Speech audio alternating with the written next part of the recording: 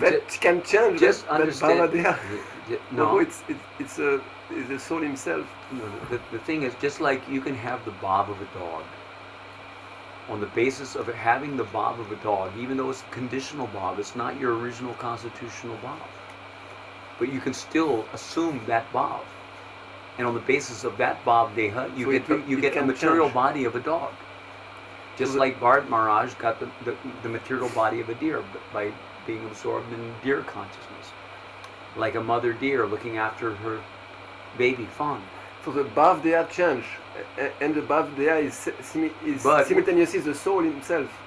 So the soul is not something eternal that doesn't change. On the material conditional platform, the Bhav Deha is the material Bhav Deha, which is the mental body. That's not what we are talking about. But there is a spiritual mental body. Yeah, we're talking about the spiritual. So there's a spiritual mental body, but if that mental attitude, the mental body of the spirit soul is based on the attitude of the spirit soul.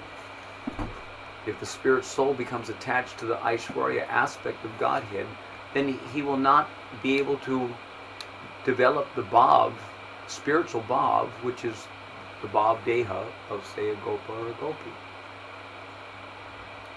But as soon as he becomes completely unconditional, spiritually unconditional, then his original constitutional Golok Bhav Deha becomes manifest. And that becomes the basis of his acceptance of the original Siddha Deha, which is conferred upon him by Bhakti Devi. So he had an original Bhav Deha that got maybe deformed. Corrupted. Although it's spiritual. Spiritually corrupted. Although it was spiritual. Spiritually contaminated. It changes. It can be changed.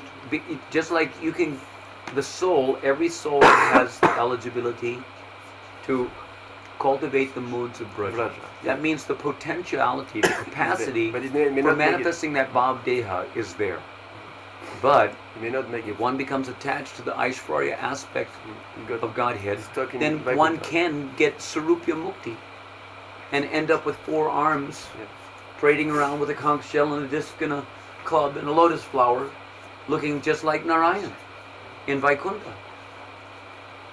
And it may be, because of his not accessing, either due to not having the adhikar to enter into the association of the Madhurya Bhaktas or the Braja Leela Parikar of Krishna, or due to offenses to the realm of Braja. That's why it's important when you come to Vrindavan not to commit offenses to Braja, because by committing offenses to Braja, you're thrown out of Braja. In other words, even it's described that in the highest realm of Braja, this Braja Bhumi, one should not glorify subordinate realms like Dwarka. To glorify subordinate realms like Dwarka in the higher realm is considered an offense to the higher realm. And on account of that, it's just like there are many Ram Bhaktas here in Vrindavan, and Vaikuntha Bhaktas, Narayan Bhaktas also. They're coming to Vrindavan for the purpose of using Vrindavan to gain their particular desired objectives. But because they're using Vrindavan for something for which Vrindavan really shouldn't be used for, it's actually a Dhamma Aparad, and that relegates the reaction to their Dhamma Aparad relegates them to the realm that they prefer. And they will not be able to enter into the Madhurya Leelas of Radha and Krishna in the realm of Braja. Because that's not what they want, too.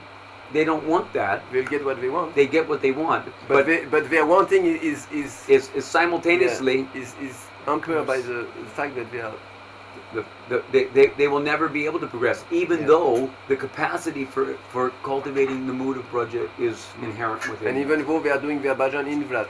And even though they're doing their bhajan in Vraj. And they get all the benefit of being in Vraj. Bhaktivinoda Thakur says in one of his writings that that the devotee may even reside in Braj may even worship Radha Krishna Vigraha. It's not turned on.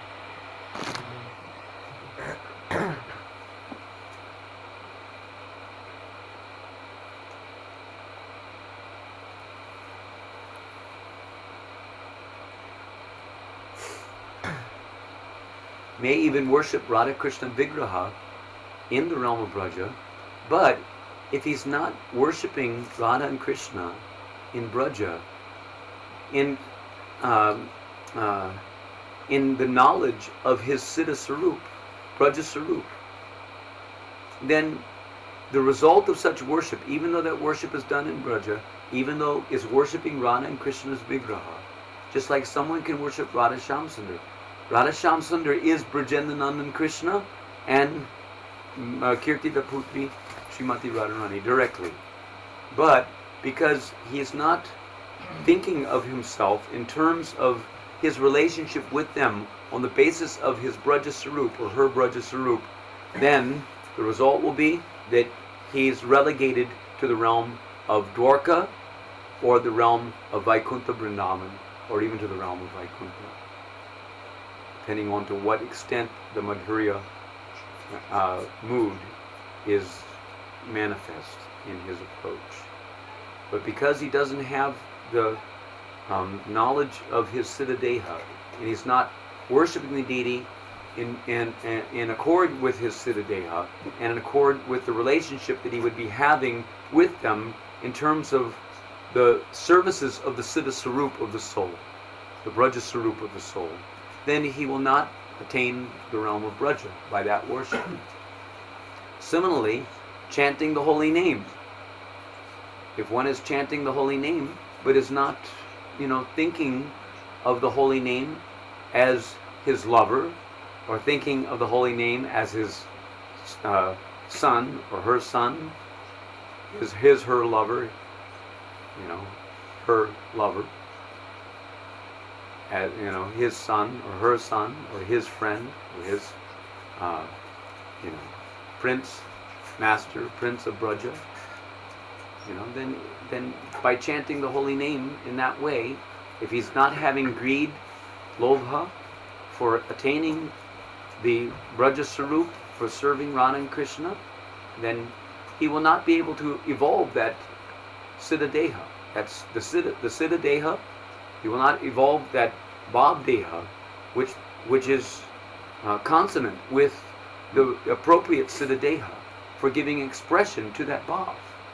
If he doesn't have the Bhav, then the Siddha Deha is not required because there's no Bhav, to give expression to through that particular Siddha Deha, which would be appropriate to the expression of the Braja Bhavas. That makes sense, doesn't it? So, and the Bhav Deha can be got by association, like we hear sometimes, but if you associate with... Not gotten, but awakened. Nitya Siddha Krishna Prema, Sabu Kavanoy. Shravanadi Shuddhachiti Koruye Udoy. Udoy means it is aroused. It is awakened. Whereas before that time, before one comes in contact with Rasik Vaishnavas, who are able to help you to awaken that Bhav by giving the necessary, let's say, Bhakti Shakti in their gathas or pointing the way, etc., then the likelihood of actually arousing that Bhav is very slim.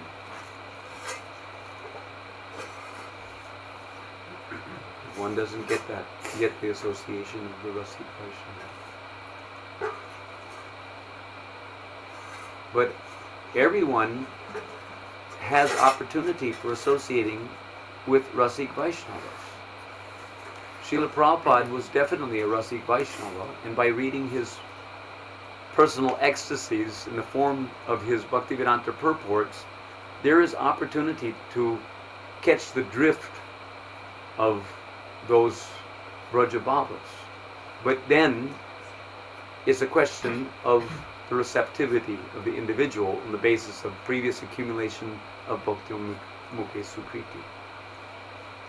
If that Bhakti Mukhe Sukriti is lacking due to insufficient, inadvertent association with Rasik Vaishnavas in previous lifetimes, then one's Shraddha will not be very strong. When in Jayavadama, Bhaktivinoda Thakur he says that he describes the soul as having a form similar to a human body with head, hands and feet. And then he said that the method to realize that is through samadhi. He's using samadhi. Yeah, so what is that method of samadhi? He doesn't explain. At least in Jaiva Dharma, he doesn't explain what it is. The method of samadhi is described as the last manifestation. In yoga, the last manifestation of Lila Smarana. First is Shravana Dasha, Kramahina Shravana Dasha, where you have no idea of your Sarup. Kramashuddha Shravana Dasha, where you're sufficiently purified from anarthas that your vision, your introspection is not so much clouded and you can begin to understand your natural inclination. And then, on the basis of your understanding your own natural inclination, the details of one's Braja Sarup is sussed out between the disciple and the Guru confers the appropriate meditation according to the ichcha, or the desire, to please Krishna's senses in a particular way. In other words, one desires to evolve to a certain kind of prema, following in the footsteps of the Brajavasis. Then his hearing becomes very relishable, because his hearing is not just a generic hearing, but rather he recognizes elements in the topics that he's hearing which serve to nourish the cultivation of his bhava. So then his hearing becomes so much more relishable. Then comes Varna Dasha, where he accepts the as his own intrinsic spiritual nature to be cultivated, is still not perfected, but he sees that this is my inherent inclination toward a particular Brajabhava, and so therefore I will cultivate remembering certain pastimes, hearing about, chanting about, and remembering certain pastimes which serve to nourish the advancement of that bhava. And then, gradually, as one becomes more fixed up and in the relishment of the cultivation of his own Sarup in relationship to Krishna's Leelas, then he becomes more and more eligible to enter into Astakaliya Leela, Smaran, Seva, Bhajan in Seva. And then comes Smarana, Dharana, Dhyan, Anusmriti, and then finally Samadhi. So one through Samadhi means having gone through those stages, one enters onto the platform of Samadhi, and then from the stage of Samadhi, one attains Apanadasha, Bhavapana.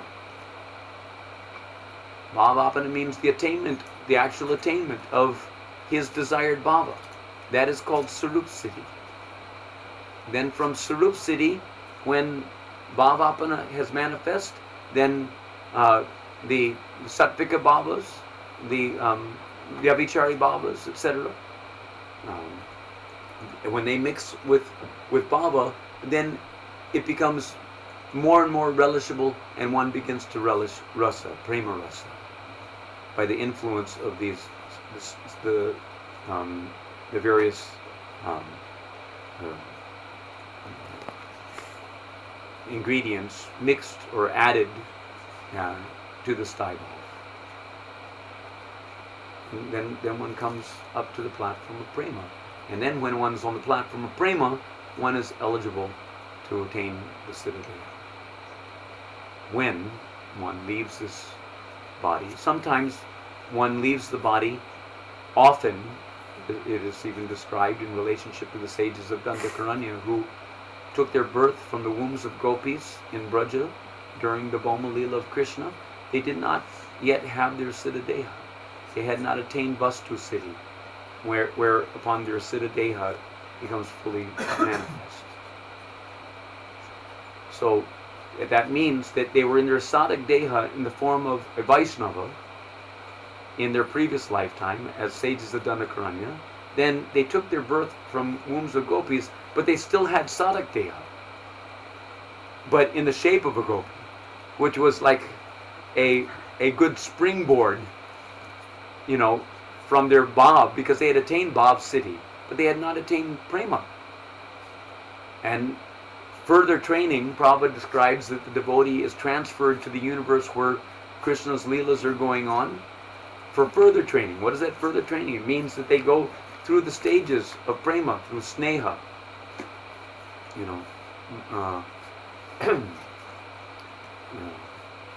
rag, pranaya, man, anurag, etc.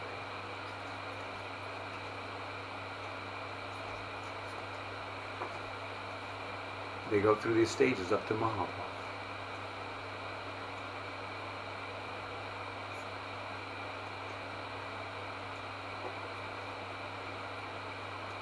That order may not have been perfectly correct.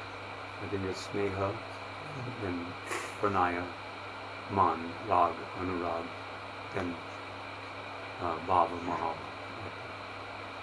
Whatever they mean to us. Nice words to, spit out.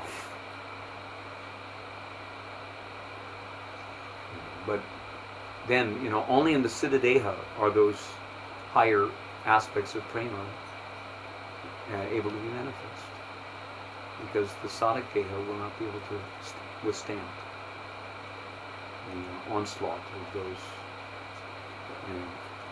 sattvic vikra that manifest in those stages.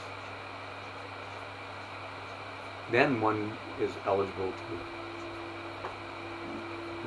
to go with Krishna. Krishna it's described in the 10th canto, how when Krishna winds up his Braja Leela. He comes back from Dwarka when Narada Muni tells him upon the demise of Shelva outside the Dwarka fort. Narada Muni comes and whispers in his ear that Dantavakra is laying siege on Mathura. So it's an emergency. You better go. That's true. Yeah. So then Krishna, because the superiors were not around, they were inside the Dwarka fort. The superiors weren't around to say no. So then he said, okay, acha, golden opportunity. So then he went and killed Dantavakra, and then, since he was so close, he just hopped over the Yamuna back to Gokul. And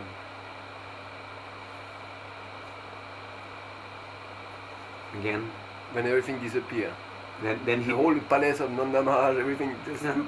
Anyway, but he again sported with the gopis for 2 months, as described. Oh. 2 months he sported with the gopis, Rasa Leela, and played with the cowherd boys. They were all older now. Mm. And the calf also must have been. They had already given birth to calves who were given few generations maybe. But they remember. But then it's described how Krishna manifests himself in 2 forms. One form went with his eternal associates into the Aprakat Leela, which is going on even today in this realm of Braja, and another form of himself as Brajendanandan Krishna took all the Sadhan Siddha Gopas and Gopis to Golok. And then there was a third form, which is not his real self. It was Vasudev Krishna. Vasudev Krishna mounted the chariot and went back to Dwarka. Then the battle of Kurukshetra and all these things happened. Well, that was also the Vasudeva Krishna that Narada Muni spoke in his ear. So when he came to Braja, the real Vrajanandan mixed into him back. He just came to remind Brajananda that it's time to wind up his Amalila. No, he told Rajananandan that now you don't need to hide anymore. You can enter into, we can mix together, and then you can. But even it's described in Dhyan Chandra's Padati that when Brajendranand and Krishna sports with Radharani in intimacy, then Vasudeva Krishna has to go out. Go out. Yeah. He hangs in the sky. Until the Stapani Shakti, reestablishes him in the body of Brajendranand and Krishna.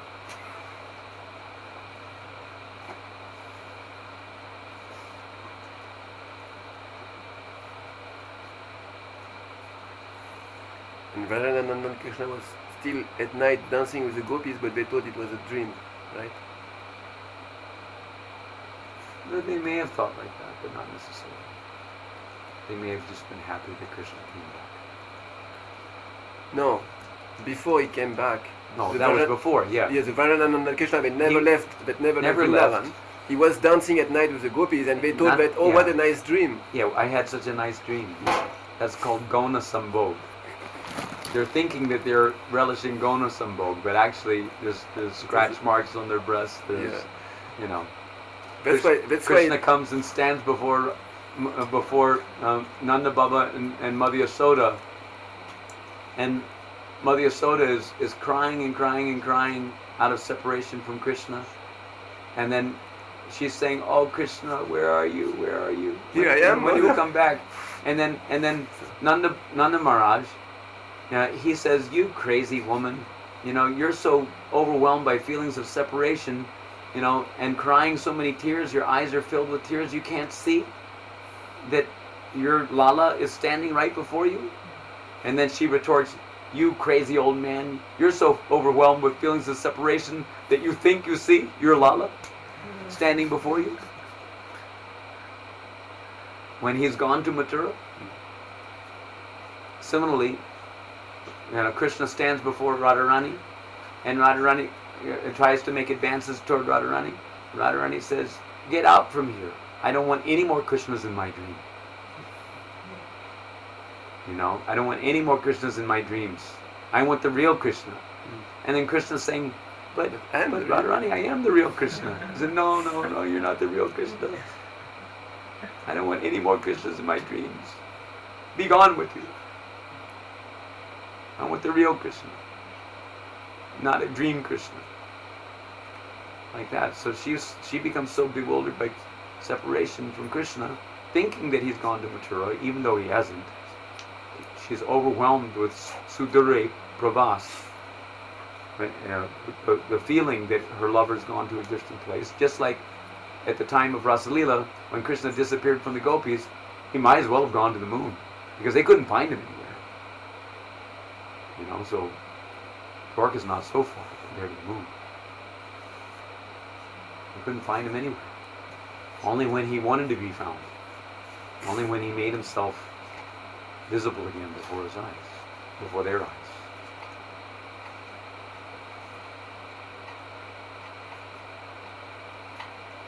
And they were able to see. So, time to time, Krishna came out from hiding and made himself, pulling on Radharani's sash of bells, and teasing her in various ways, relishing their prem keli in the caves of Govardhan Hill. But Radharani's thinking it is a dream. And even sometimes, she knows that it's not a dream. Just like in Hansadutta, very, very nice, where Lalita Devi's expressing to the swan to tell about what Radharani told to her. And then Radharani's telling that, telling to Lalita Devi that, can't you see Krishna standing right before us? Tossing a banduka flower toward me. Then he says, Lalita, get a creeper noose and tie his neck so that he doesn't again escape and run away to Mathura.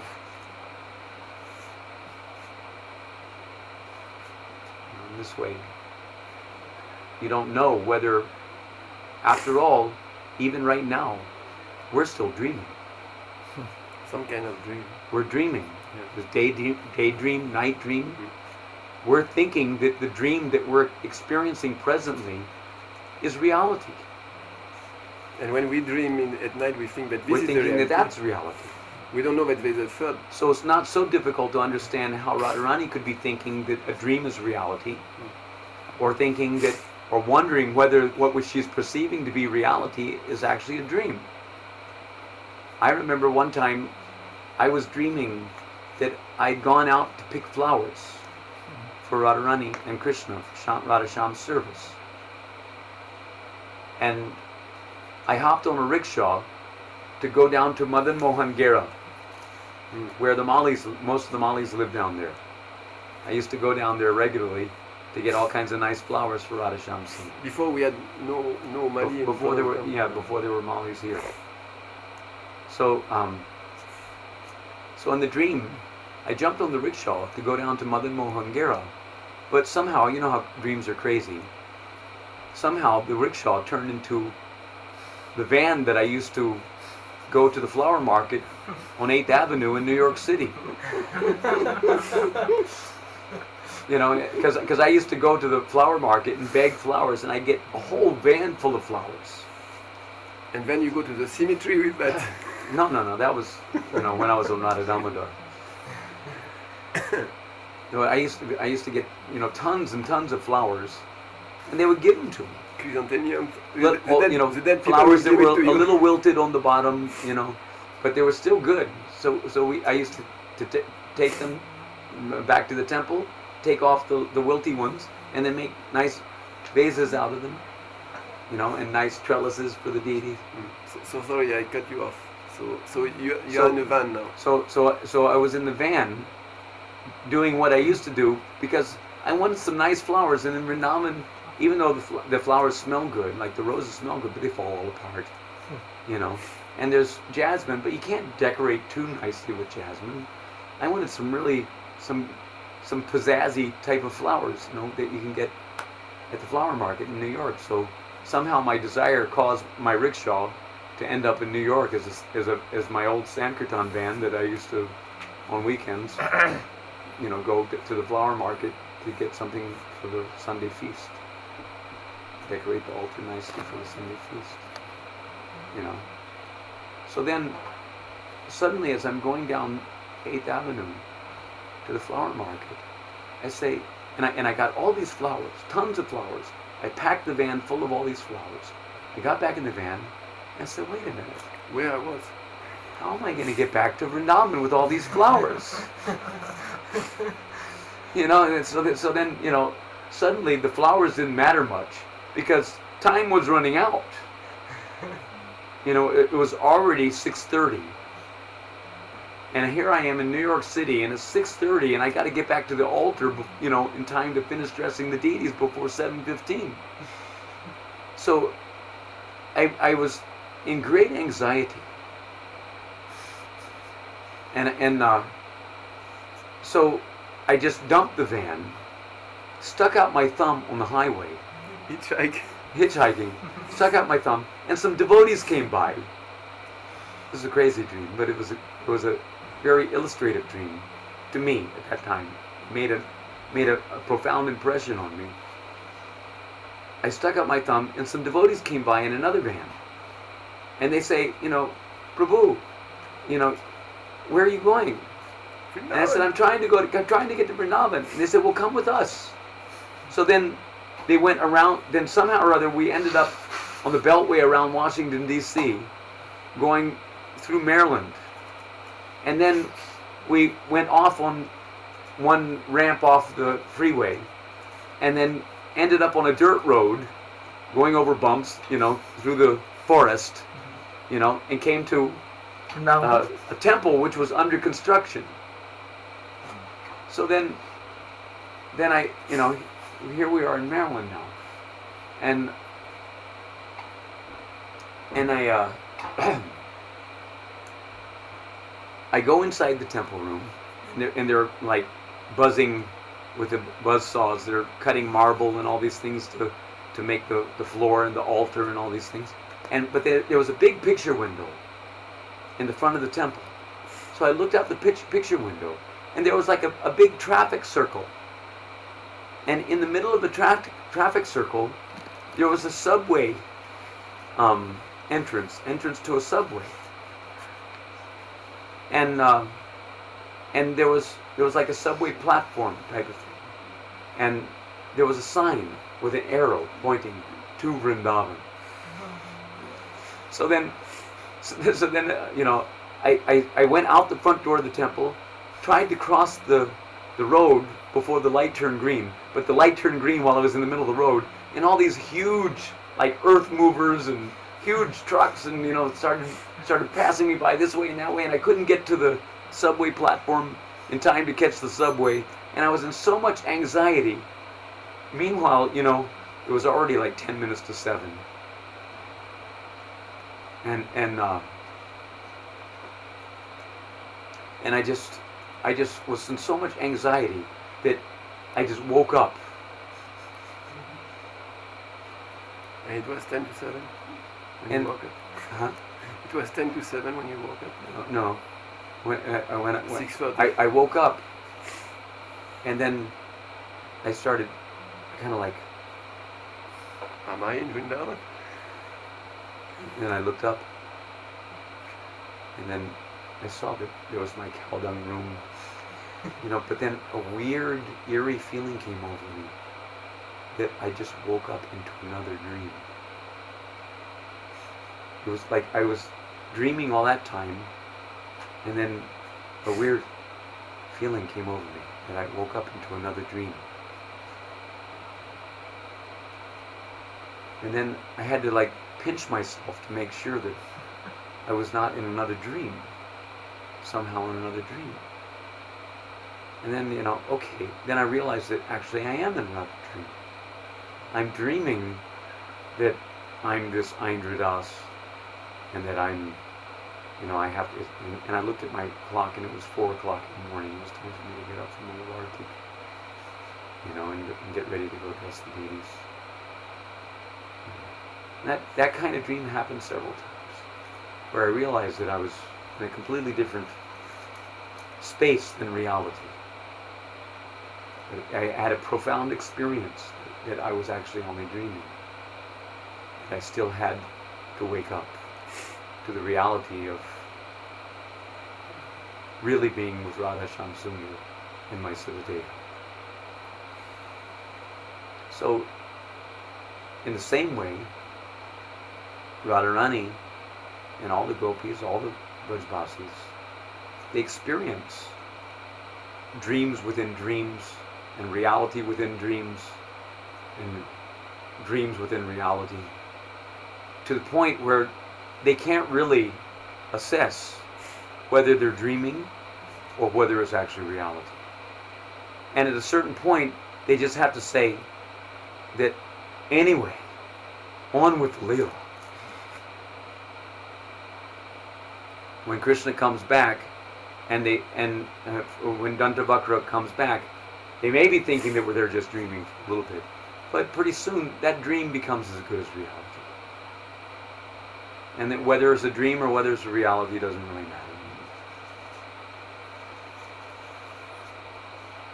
And they begin to play with Krishna, dance with Krishna. And they forget about that nightmare of Akrura taking Krishna away. And they're taken back to Golok Dham, where the Akrura Leela happens again and again and again. They experience Krishna's return, and Akrura is taking Krishna away as if they are like intrasupportive dream aspects of their reality of Krishna Leela. I think Akrura it was a bad dream, and then sometime later, suddenly there's a chariot outside of Nanda Maharaj's palace, and of course Yogamaya covers their memory, but it's still there in the unconscious. The spiritual unconscious mind is still Krishna and his associates, they have unlimited expansion who expand in different universes, or is just one? What?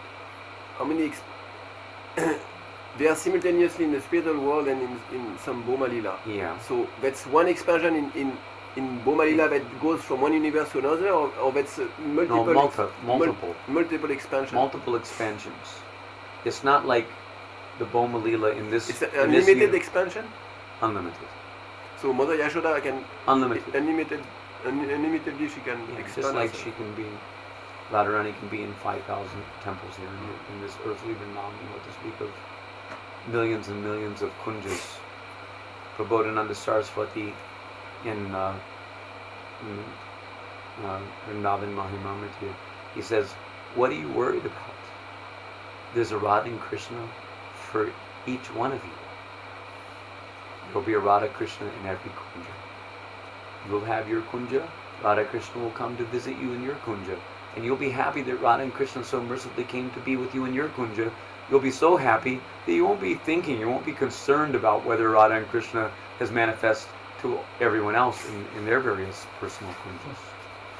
It's just like even here in this world, I'm engaged in dressing Radha Shyam Sundar here on the altar. I don't even think, it doesn't even cross my mind, who's dressing Radha Damodar down at Radha Damodar Mandir. It's the furthest thing from, there's no conception. I'm just absorbed in Radha and Krishna. And for me, this is Radha and Krishna. And it is Radha and Krishna. The Swayam Radha and Krishna can manifest in unlimited places simultaneously and still be Swayam Radha and Krishna, not Swayam Prakash. Then Swayam Prakash can manifest in unlimited places along with unlimited manifestations of Swayam Rup. As far as the universes are concerned, it's not that Krishna Lila has to go from Janma to the Moslia. Is that what it's called? Mushala Lila. Anyway, I forget the pronunciation. But anyway, his disappearance pastimes.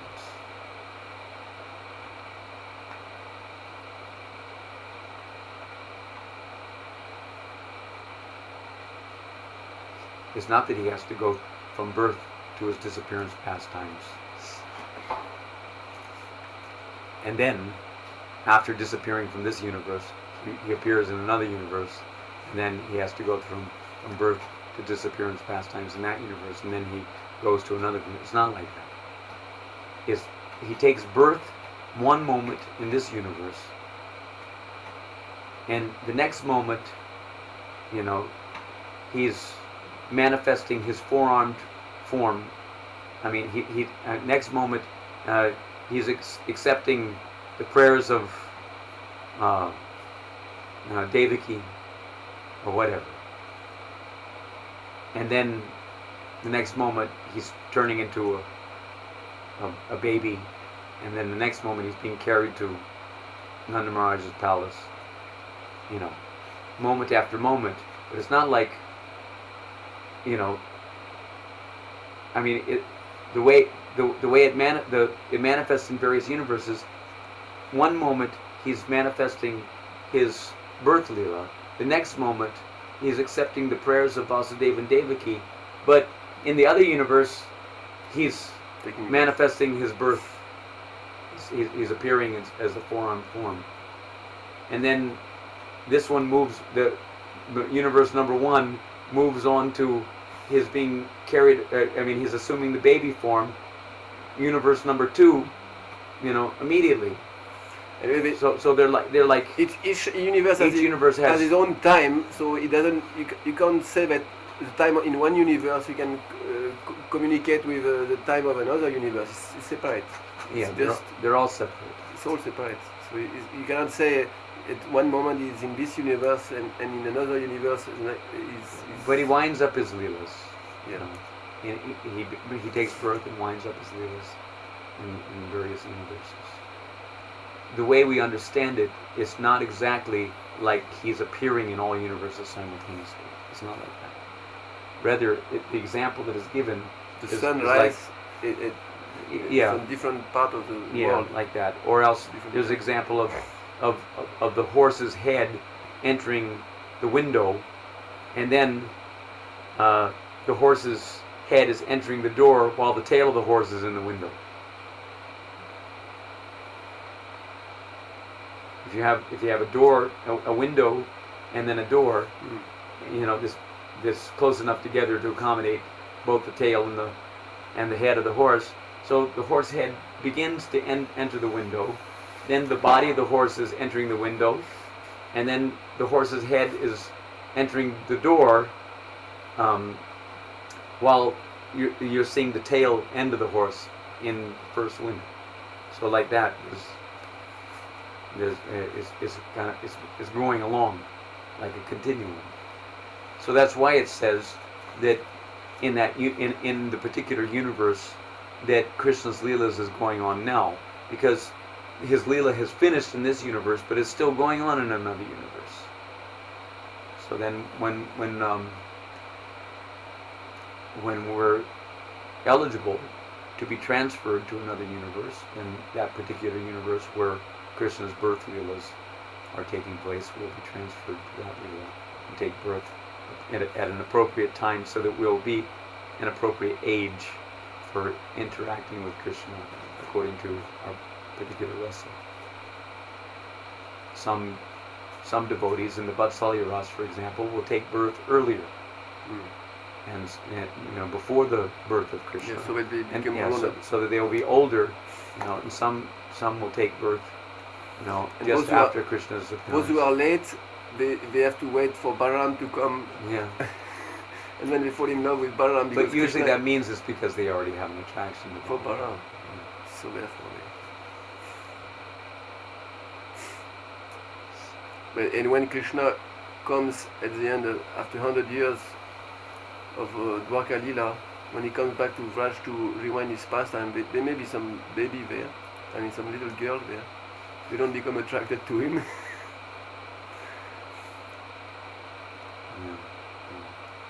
Maybe from the gopi that it's described, though.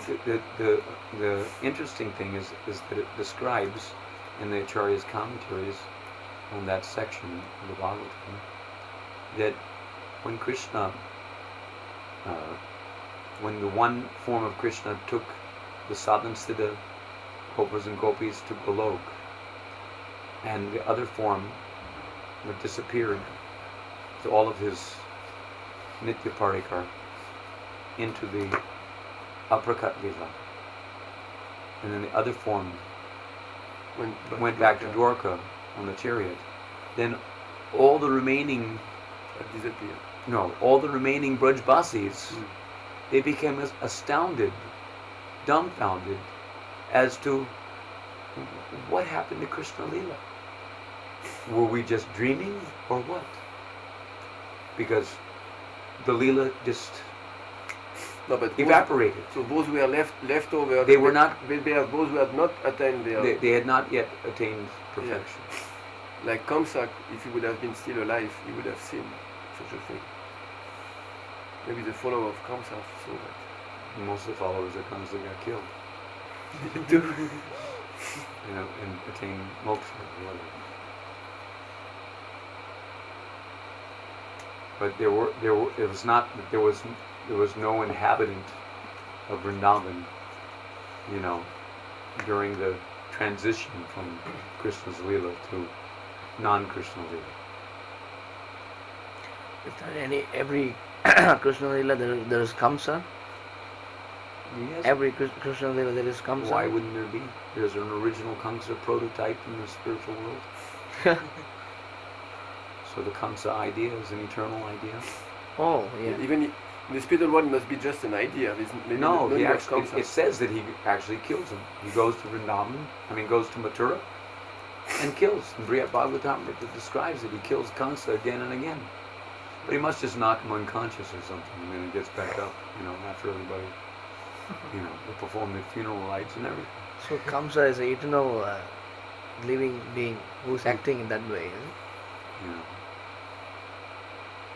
Down for the count. But who could he be in the spiritual world? There's no demon in the spiritual world. Well, who could Keshi be? Keshi's there. Yeah, but I heard Keshi is driving a horse, is a horse cart. for Radha and Krishna for having fun. Let's say in not a horse cart. Arista becomes a bullock. The bullock cart. bullock.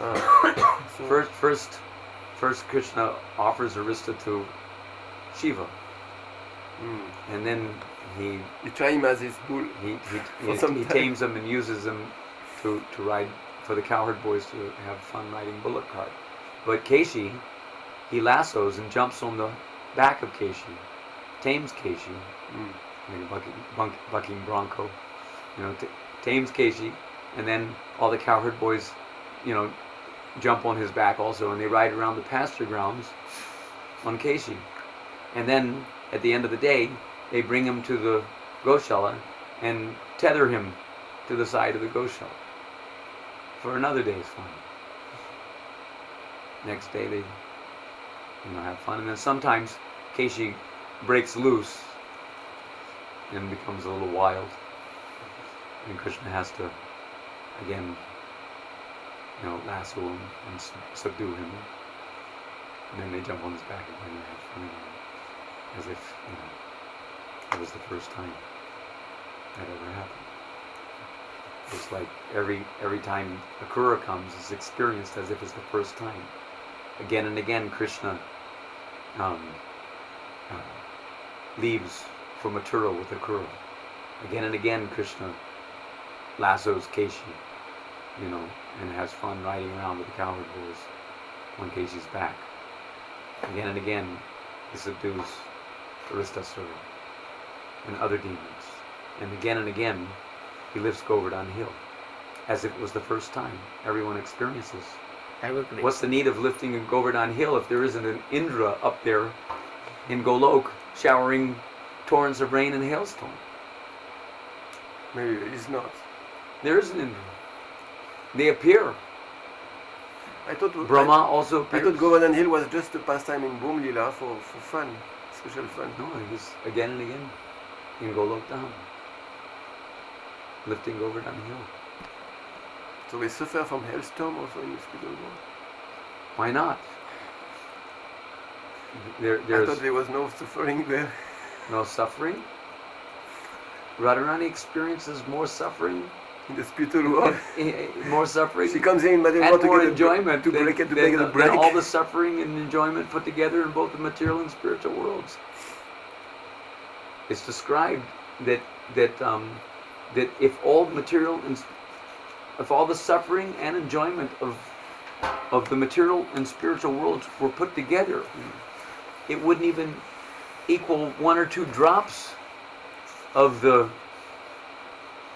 pleasure and pain that Radharani experienced. One or 2 drops of the ocean of pleasure and pain that Radharani experiences in her loving dealings with Krishna.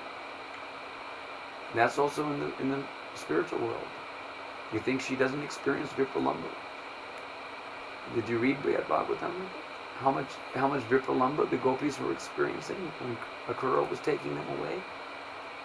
How much distress Nanda Maharaj experienced, covering his head and putting a cloth between his teeth, and hiding from the Brajbasis when he came back from Mathura without Krishna, crying and crying and crying, falling down on the floor of his house, speechless, looking up, and when the Brajbasis see him in that condition and realize why he's in that condition, that Krishna didn't come back, then they're all plunged into a tumult of outrageous waves of desperation.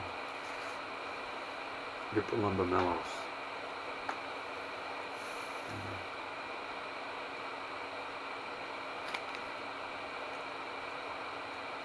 Because the Valha, they want to see only the near. You mean Nimbark? Nimbar. Nimbark. In the Nimbark Sampradaya, they think that this is antagonistic to Radha and Krishna's pleasure. In the Nitya Nikunj, Yeah, they don't need even they- the Yamuna. There's no They don't even need the Yamuna. there. yeah, there's no Nandamars, there's no Mother Yasoda in that realm of Golok. There's no cowherd boys, there's no cows even. There's Golok, but there's no cows. No Only- Chandravali. Huh? No Chandravali. No rivals like Chandravali. Only Only Radharani One and Kunj, Krishna, some and they're creepers. married. Some creepers. There's Swakiya Bhav. And there's Sakis, Sahelis, Hatris, Manjaris. But there's no, anything which will distract Krishna from his relationship with Radha and Krishna. I mean, with Radharani and the Sakis. There's, some peacocks maybe, just, some parrots and sparrows or whatever. No cows. Trees, no cows, because they have to be milked. And they'll take Krishna away from Radharani for a few Krishna will minutes. remember that he's a cowherd boy and then he will go out for milking the cows. It's called Nitya Nikunj Bihar. Eternally absorbed in the Astakali Leelas in the Kunja, Nikunja.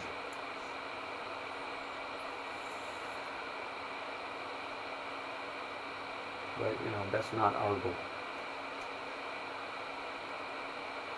We understand that the pleasure, ananda, of Radha and Krishna is ever expanding. This is their argument. That what is the need for Vipralamba to increase the ananda, to enhance the ananda? What is the need? Because the ananda of Radha and Krishna's enjoyment together, sambhog, is already eternally ever increasing. So there's no need for something else, some other element to increase the ananda. They want to be happy together. So why make them separated and make them miserable? That's their idea. But what they don't understand is that the ananda is, there's ever expanding ananda. There's intensified ever expanding ananda. There's more intensified ever expanding ananda. Most intensified ever expanding ananda. So it's like there's different degrees of intensity. It's like if you have ananda which is ever expanding, that's very nice. But if you have highly intensified ananda which is ever expanding, then that's more nice. Even though there's some apparent distress involved, which is making the meeting all the more relishable, intensified relishment of ananda.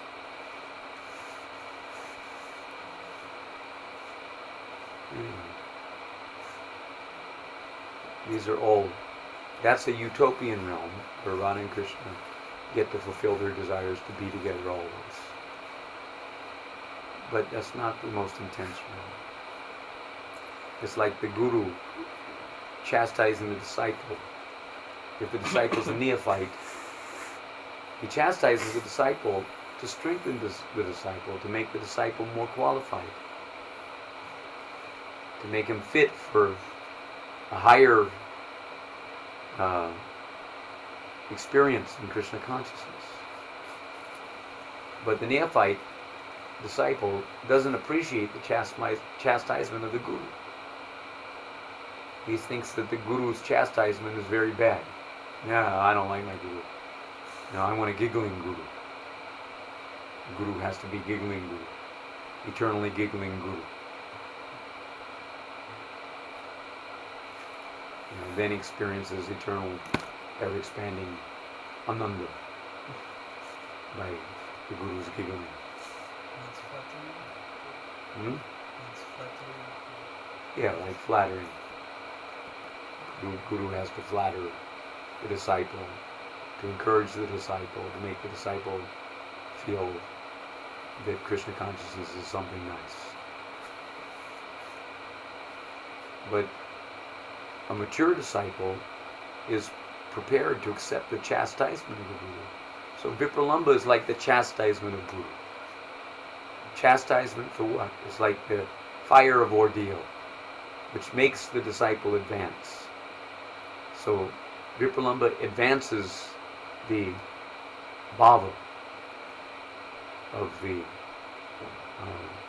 gopis and Krishna and all the residents of Raja. Intensifies.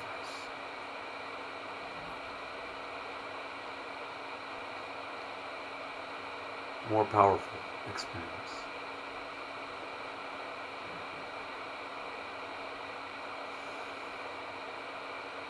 So what's the role of Vipralamba for us? Because sometimes it's said that we should cultivate the service in the mood of Vipralamba. But what we are desiring is some book. We want to serve Krishna. This is what we are striving for now. We're not desiring sambodh. We're anxious to meet Krishna.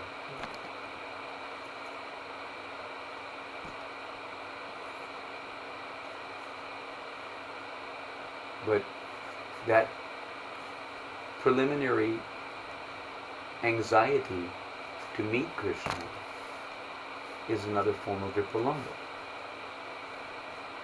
That is called Purvarag. Purvarag. Preliminary attraction. So there's a desire to meet with Krishna, but it's not exactly the desire for sambhog, in the sense that sambhog rasa in the context of the Gaudiya conception is permeated with Vipralamba. It's like Vipralamba is all pervasive in the Gaudiya conception. Even when there's meeting, Vipralamba manifests as prema vaicitya. Separation in meeting, and meeting in separation. So we're desiring to come to that platform of entering into the experience of meeting and separation and meeting. But the principle of separation is always at play. Even if we desire to meet Krishna, or we desire Radha and Krishna to meet, either way, that the fact that we haven't met Krishna, we still have to go there and find out what it's like. So that is the aspect of Vipralamba that is recommended for the cultivation of the sadhaka. Sadhaka should be cultivating the Purvarag aspect. That is the preliminary attraction with the anticipation of someday, at long last, even if it takes millions of years, millions of lifetimes, that Krishna will be merciful upon me and take me to his lotus feet, Radha and Krishna, and engage me in their service, direct service, in their eternal release. That's our aspiration. So to the degree that aspiration is intensified, to that degree we'll actually experience Purvarag, that aspect of Vipralamba. That is legitimate for the sadhaka, to be cultivated by the sadhaka.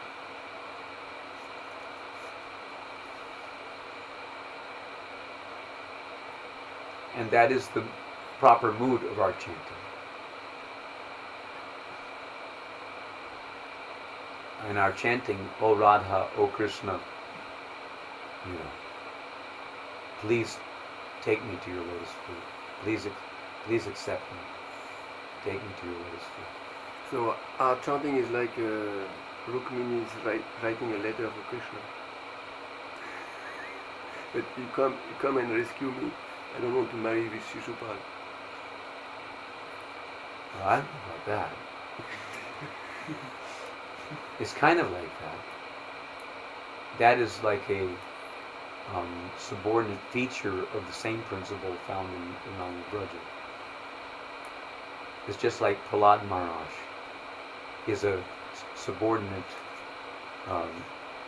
demonstration of the principle of compassion, which is easy for us to see. If we can't understand Prahlad Maharaj's exhibition of compassion, then how are we going to understand the gopis' mood of compassion, which is on a much higher platform? So similarly, Rukmini's example is instructive to us on one level. Just like Prahlad, it's not that we want to follow in the footsteps of Prahlad Maharaj or Rukmini. or Rukmini. We want to follow in the footsteps of the Because Braj otherwise Vasis. we might get to Dwarka. But those examples are shining examples which are easy for the neophyte to see.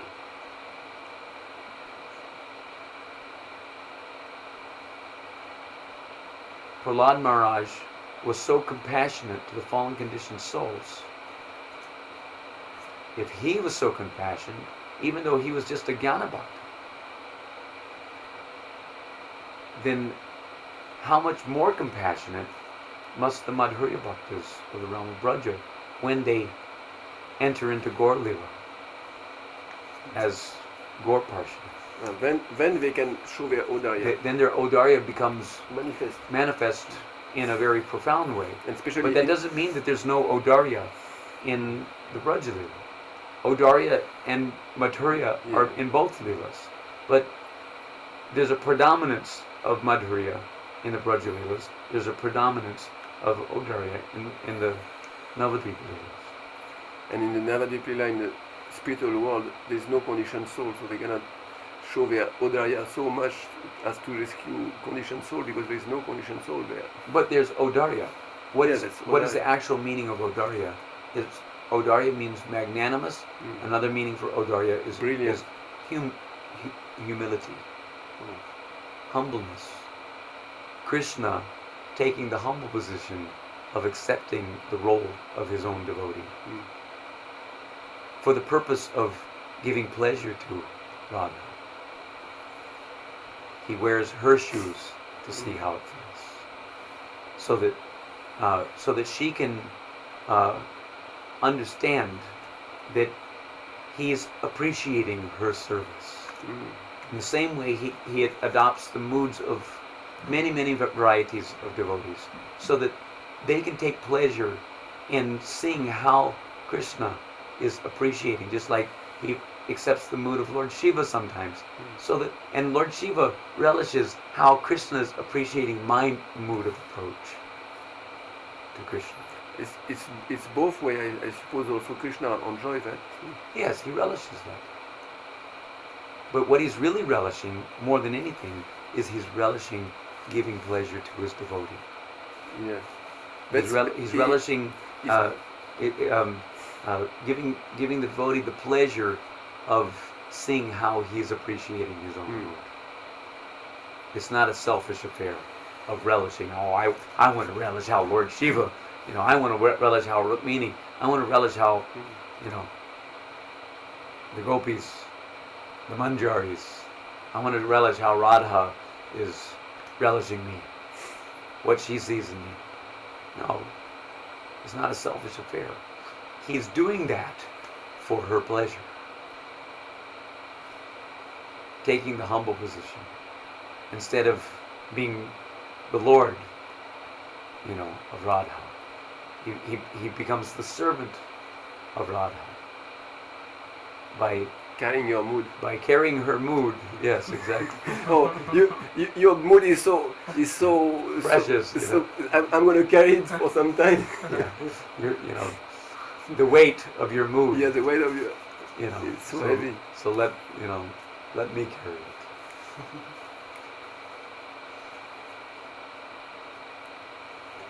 it. And you just relish. You just watch the fun. You watch the fun. How? Yeah. Because I many times I disguise myself as you, but it was not complete disguise, because I did not took your mood at that time. Yeah. But now I'm going to take really your mood, and you're going to see how much Radha I am now. So then Gadadhar Pandit is hiding behind the bushes, watching. watching. You know, No, I see. how his Krishna is experiencing her own mood, Mm. and overwhelmed with happiness, seeing her prana absorbed in her own knowledge.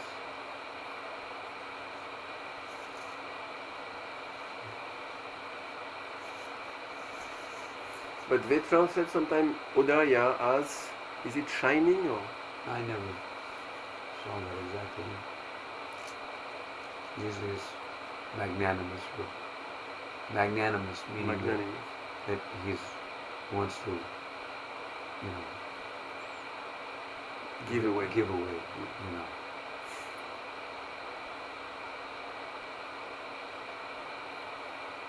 He wants to give happiness to his devotees. He wants to give happiness to the conditioned souls in this material world. Yeah, but when the Odaya in the spiritual world where there is no conditioned soul, Yeah, but still, it's just releasing the name. this is just releasing the path. this is an extension of that same principle. In the spiritual world, there's the three internal aspects. Only in this material world does the external aspect manifest in relationship to preaching the Sankirtan movement for uplifting the conditioned souls. So, But understanding his three desires in connection with Radharani's feeling, yeah, that's there there in in the spi- spiritual world. and that's there also when we come. That's also here in this material world. But in the material world, there's a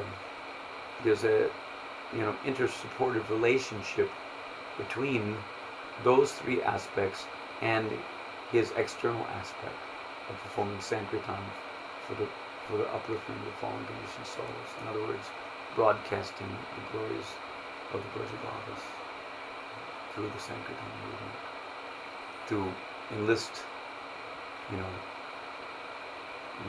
eligible candidates, fortunate candidates, into the fold and bringing them back to the realm of Gaur Lila in the spiritual world.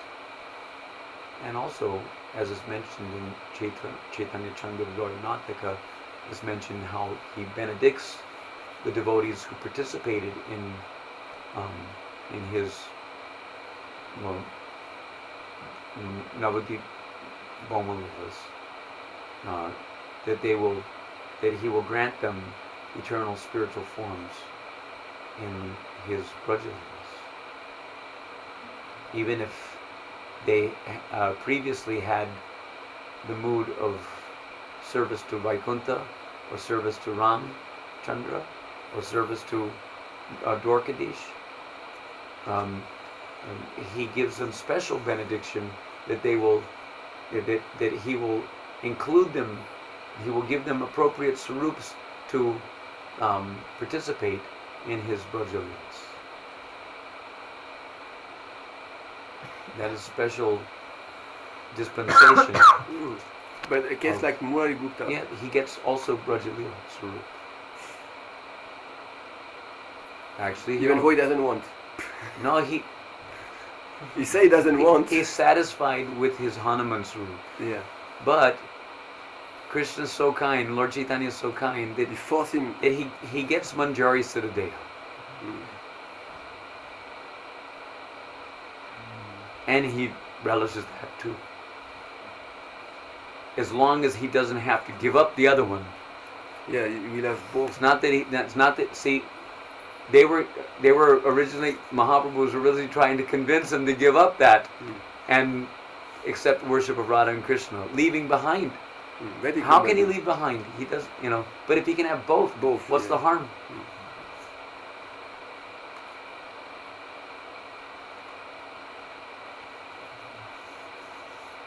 It's just like Srivas Thakur, gets Manjari's sarup. And even Advaita Acharya relishes the Madhurya Ras. So in Manjari. he's coming to give a special promotion. Even Promotion, free Manjari Swarup in Gaur Lila. even Sita Thakurani, who is Yogamaya. Yogamaya, What Purnamasi, What more but she can get? but she gets Manjari Swarup. Oh. Purnatama Manjari.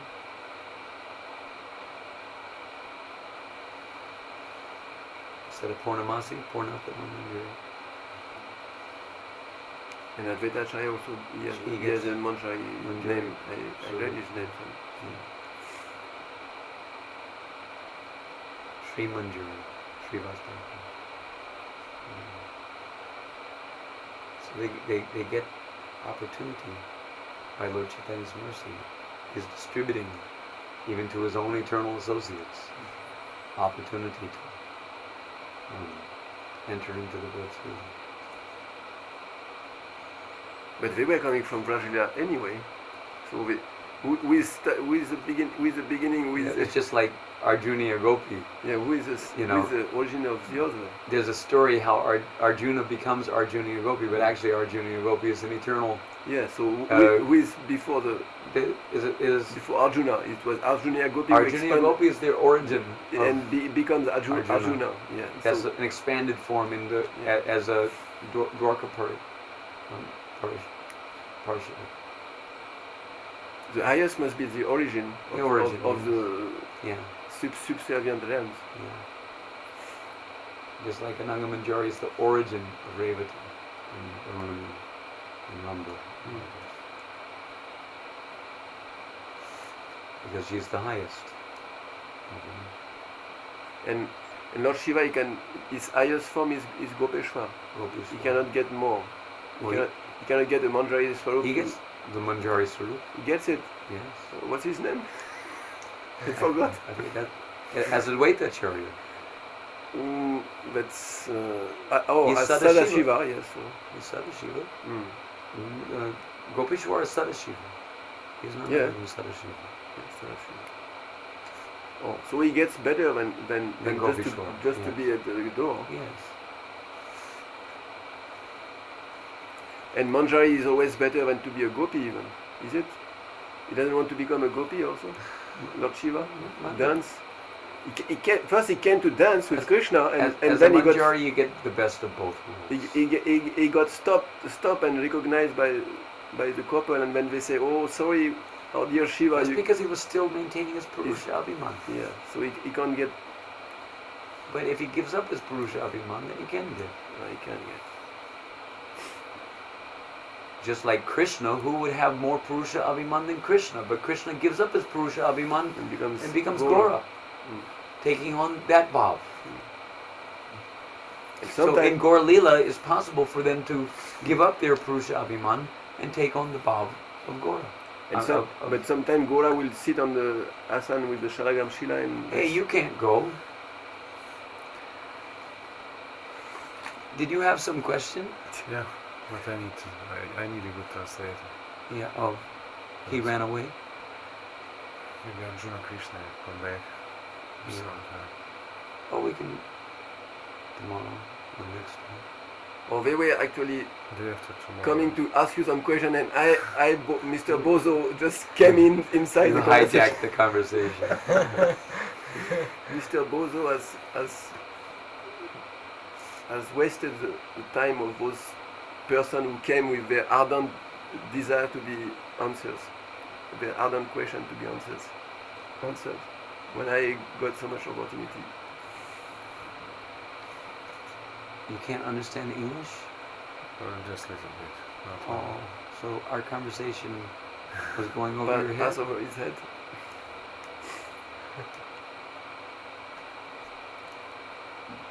Anyway, it's recorded by someone.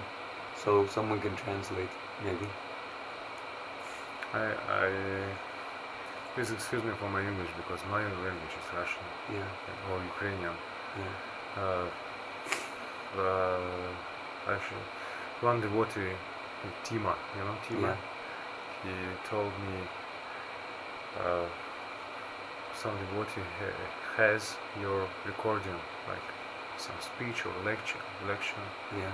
and kirtans, and I should ask your permission, yeah? Permission, because I need some recording. Some? Your You want to take some yeah, recording? Yeah. Okay. Can I take Yeah. maybe tomorrow? Yeah. I'm ask Tomorrow. Arjuna Krishna, yeah? Yeah. Arjun. He can Arjun speak Krishna. Russian. He can can- burn a CD from MP3 Thank you. on the hard drive.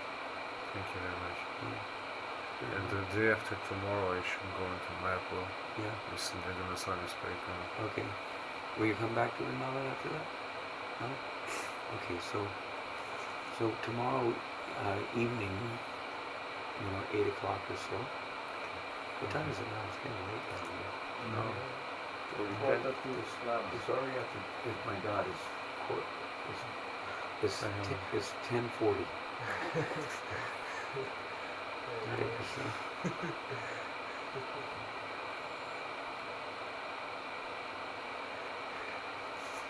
Again, we at least spent some nice night. Thank you very much. Yeah. Please give me Was a that your blessing. only question? Or was there some other? I have many questions, but I cannot. Express them, huh? Yeah, because my Yeah. English not so good. I'm sorry. So we should get someone who's competent to I don't know how good Arjuna is, Arjun Krishna. I don't know how good he is at translating. If there's someone else who's more qualified to translate, maybe even than Arjun Krishna, I'm not sure how, because even sometimes he doesn't understand some of the words that I'm speaking, I have some question about Krishna Lila or Bhava or Prema, because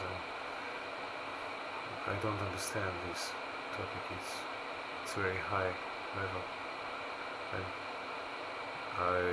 maybe I have some question about how can I really serve to my spiritual master, Srila Niranjana Swami, and by trying your level best to at least theoretically understand what is the goal of our life. Before we can actually understand something, we have to go there. But before we can go there, we have to at least begin to act on theory. Theory, you understand? not all. Theory, theoretical.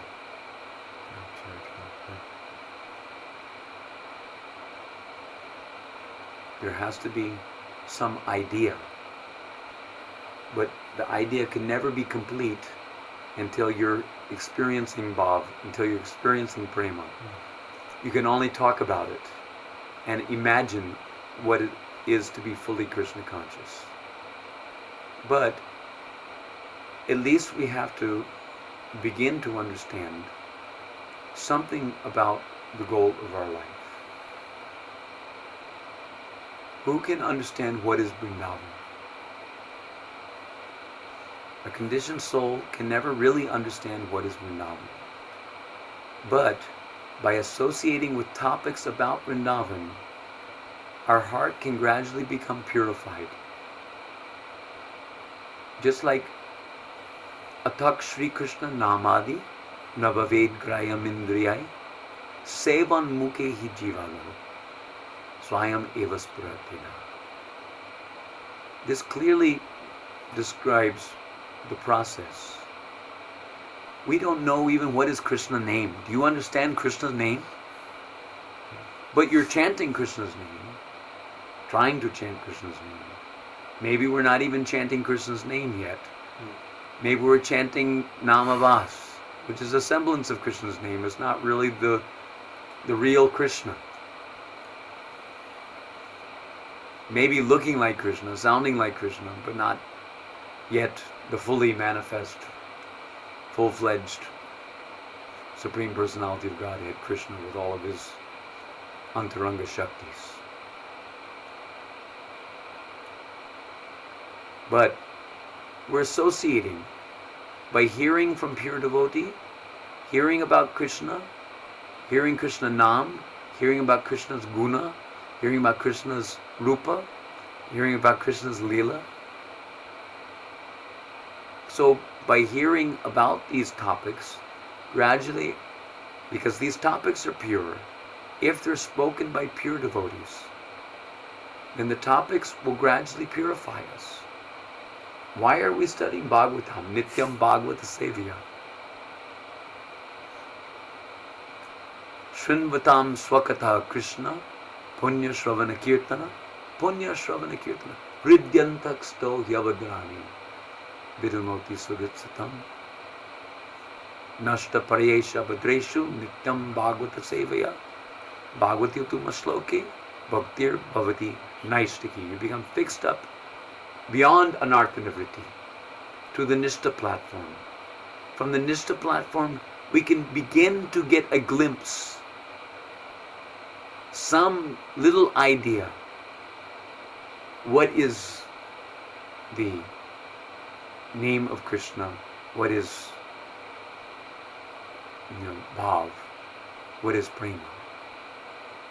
Krishna Indriya Prita Priti Ichcha Hari Premanam. We can get some idea, but not full idea. Just like the light of the sun is beginning to come, the tejas of the sun. Then at the stage of ruchi, when the sun begins to, here's the horizon, so sun is coming up, up, up, up like that, to then asakti. The more you see the sun, but when the sun is just on the horizon, it is not very powerful. It's red color, and rays are soft rays. You can look at the sun with your eyes, naked eye. But when the sun is so high, very strong, you look at the sun, you become blind. You have to have special glasses to see that sun.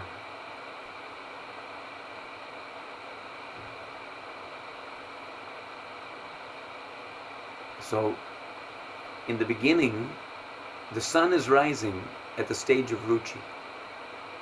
Before ruchi, stage of namabhas, at the stage of nishta, the light of the sun. So some light is coming.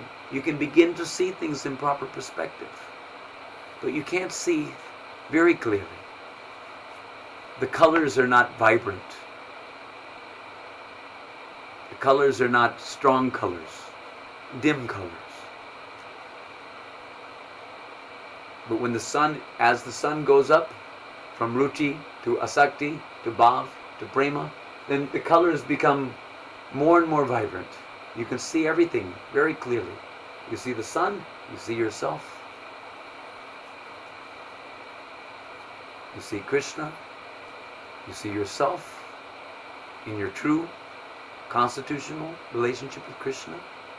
Jivar Swarup Hoy, Krishna Nityadas. But what kind of Nityadas? As a servant, as a friend, as a mother or father, or as a amorous lover?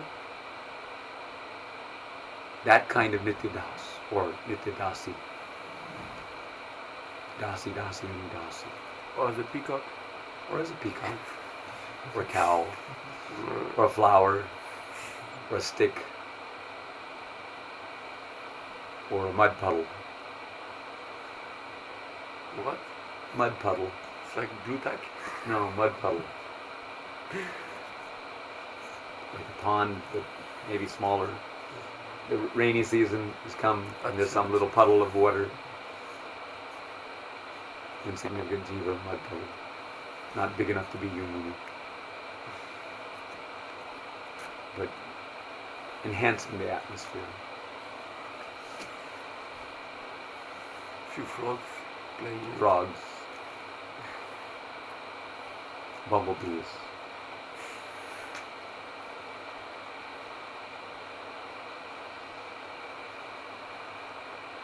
Snakes.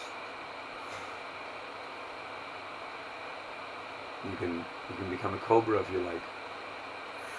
To frighten Radharani. Radharani and she You know, show your face, and Radharani goes, Krishna, Krishna, and goes and embraces Krishna for protection, and then the snake, Krishna blesses the snake because the snake has fulfilled his desire.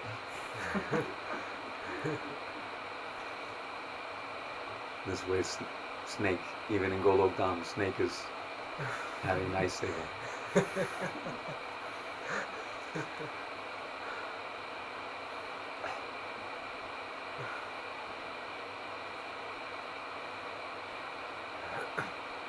Who can understand bhav and prema?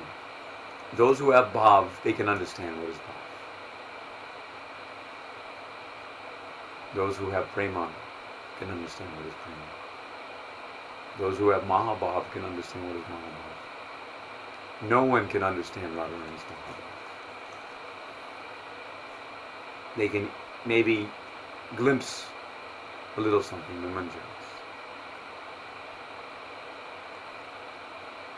But they get whatever, her mahabhav is unlimited.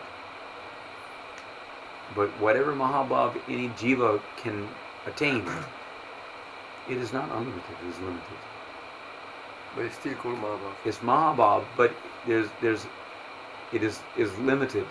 And it's only for manjaris. Gopis get also Mahabhav. The girlfriends of Radharani can have a lower form of mahabhav. But not. And even Subal can have a lower form of mahabhav. Oh, Kawat Baz also can get. In Subal's camp only. Because he's Radharani. Because he's even though he's a Sakha, he's more or less possessed of Sakhi bhav. He identifies with the Sakhis. He interrelates with the Sakhis. If you've read Mukta Charita, then you can see how Subal is interacting with the gopis, like a go-between between Krishna and the gopis. He's so clever, so fun. He and Madhavamangala. Very fun.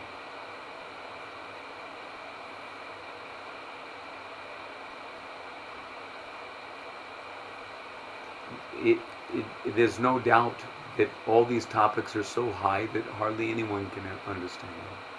Who can understand them? Only way you're going to be able to understand them is to go there and find out what it's all about. Go to the spiritual world and find out. Just like one time. If you go there, that means you found already to some who extent. you are. Yeah. It's not that you're going to enter into the spiritual world and choose who I want to be. You have to go there means go to that position.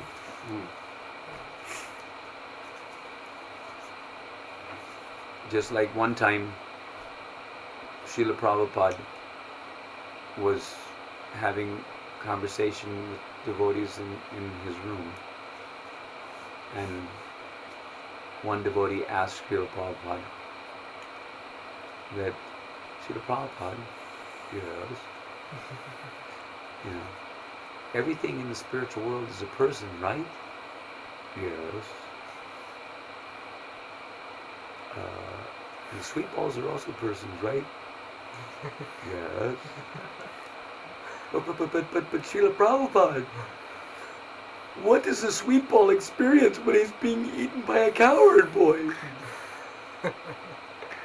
Prabhupada answered, why don't you go there and find out? And of course all the devotees laughed.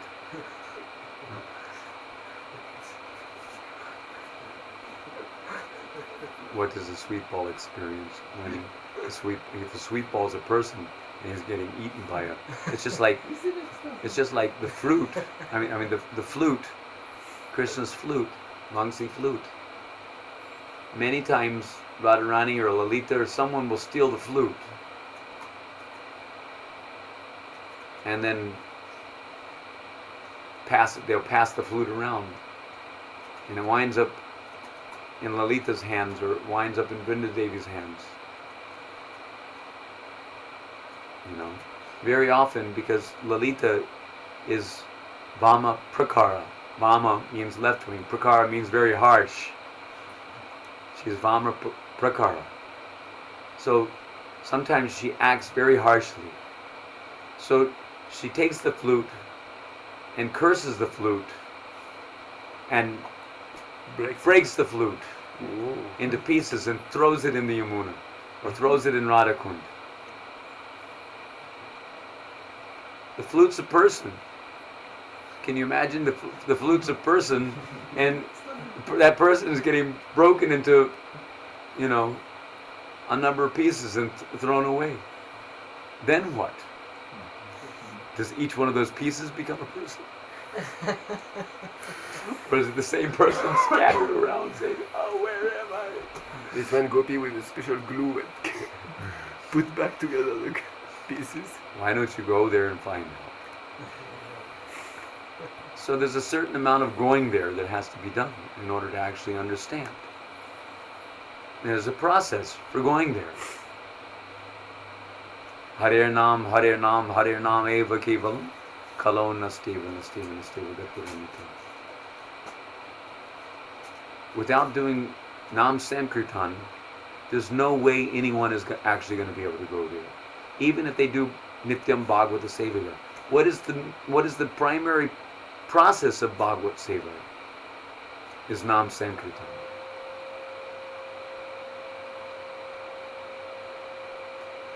Bhagavad Seva to the Bhagavad. The conclusion of the Bhagavad, the essence of the teachings of the Bhagavad, is to do Nam Sankirtan. The essence of all the scriptures is to perform Nam Sankirtan.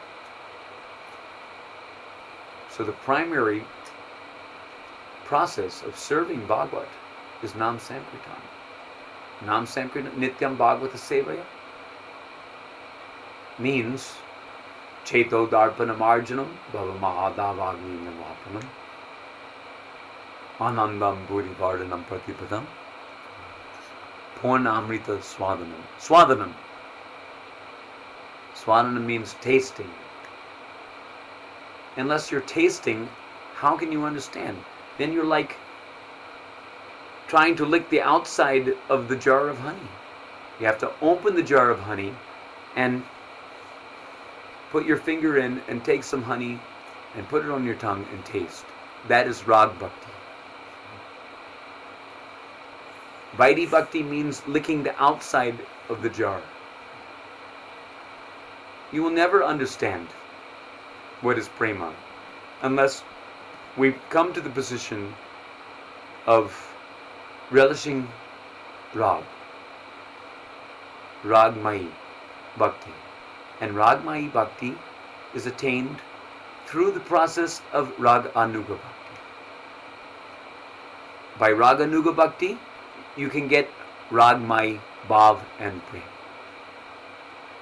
Then you understand what is Braja Bhava, what is Braja Prema. Braja Bhava, Braja Prema means Ragmayi Bhav and Ragmayi Prema.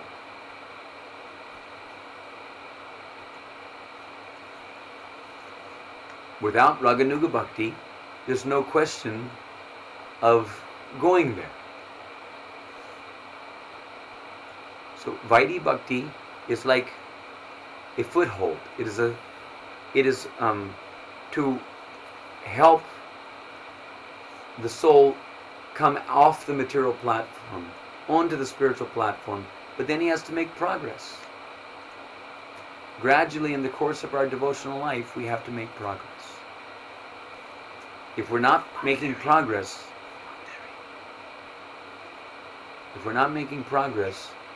then it means that, how we can go there.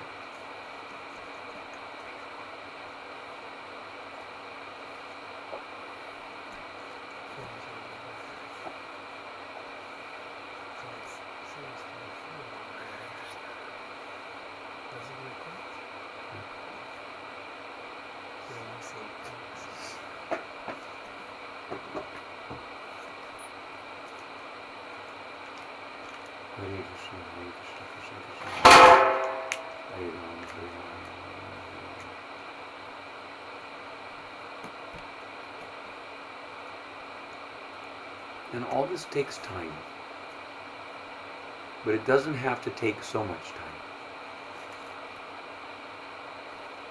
Krishna consciousness is a gradual process. It's as gradual as you want to make it. Gradual means that there's slight incline. But it doesn't have to be like at such a small angle. It can be a little less gradual. There's gradual, more gradual, most gradual. How gradual do you want to be? You don't have to be so gradual.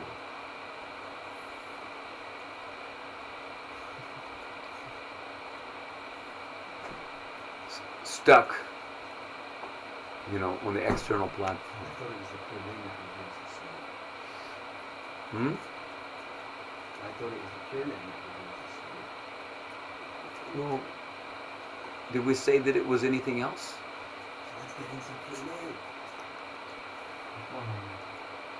the pure name. But see, the pure name doesn't give you, when you say pure name, Shudanam, That means Krishna. that means Krishna. That means the sun. But- it's But still, one who says that he's the devotee of Krishna is not the devotee of Krishna. One has to follow the instructions of the devotee of Krishna in order to actually realize Krishna in full. So even if someone is chanting the pure name,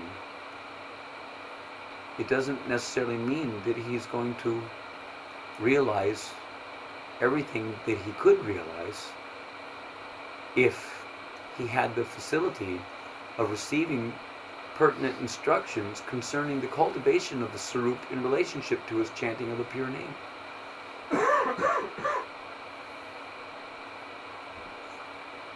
Because the name has to be chanted with conception in order for the name, the chanting of the name, to yield the superlative result.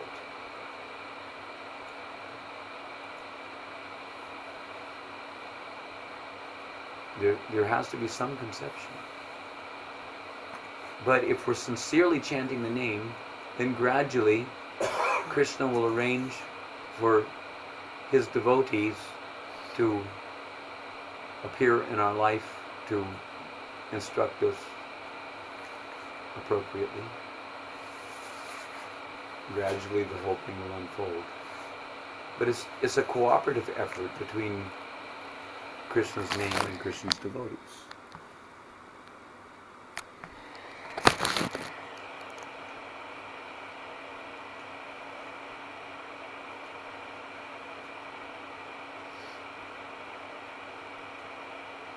Hare Krishna. On that note, now it's almost 11. It's after 11. So, another day.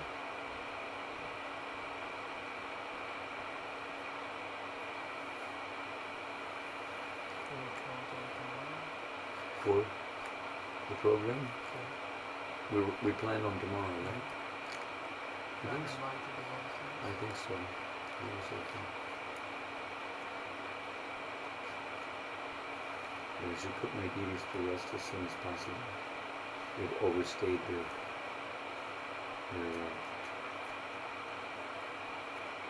waking hours. Although they're usually sleeping so long. But today I got them up at 7:30 this morning, Wow. and I finished the puja by around 10:30, 11 o'clock. Mm. But I didn't have a chance to cook for them, so I have to kick everybody out of the room And so cook I can something. cook something for them, so they get a little. Because yesterday I didn't give them much substantial to eat, so today I wanted to feed them something nicely. You know.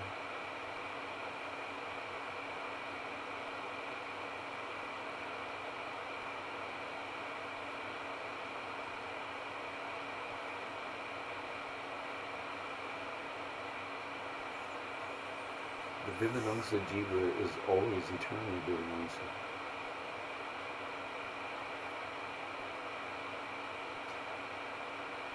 Fragmental, eternally separated part and parcel.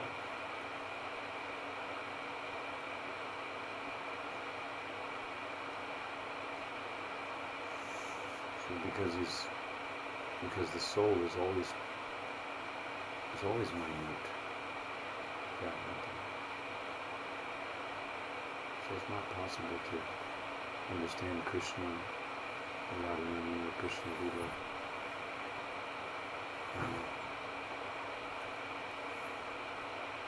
Can you say the Nitya Siddhas, they are also fragmental? No. Oh, yes. Well, Even though they are Nityasiddha souls? Jivas. Nityasiddha Jivas are also eternally fragmental, separated parts and parcels. But we say they are part of the soul Shakti, so therefore they are No. That's a different category. like Nanda and Yashoda. Who are That's they? Swarup Shakti, Shakti Yes. Tattva. They are Shakti. Shakti Tattva. There's Gaur Tattva, Krishna Tattva.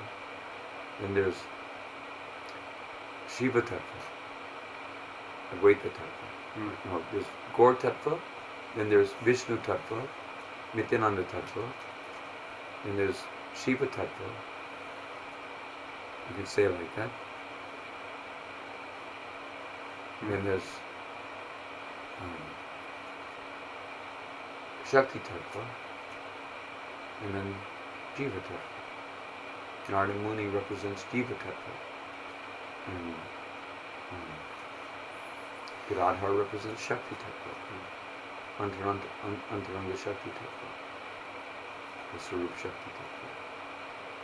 The Jiva Tattva is not Sarup Shakti Tattva. Now, there are unlimited Jivas, two kinds of living entities, fallible and infallible, described in the Gita. So those are Jivas.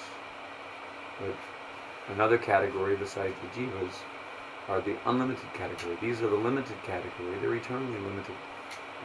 And the Shakti Tattva are eternally unlimited. They are as unlimited as Krishna.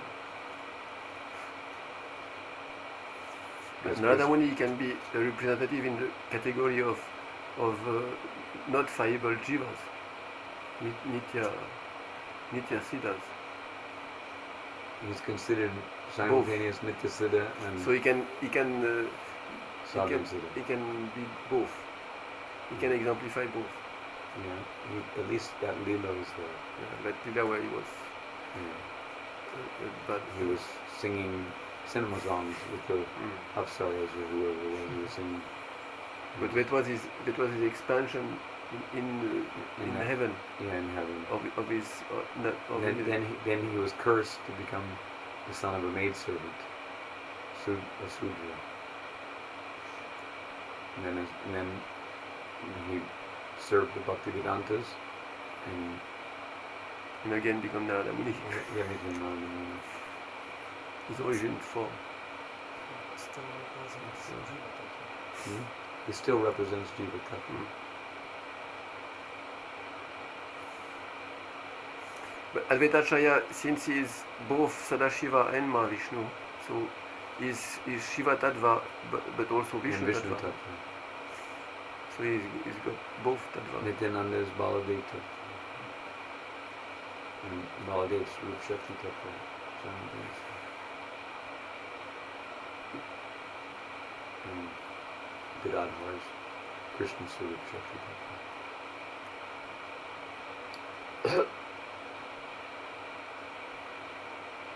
Advaita is simultaneously Vishnu Tattva and Shiva Tattva. Sadashiva is Harihara. That's described in both Chaitanya Bhagavad and Chaitanya Mangala.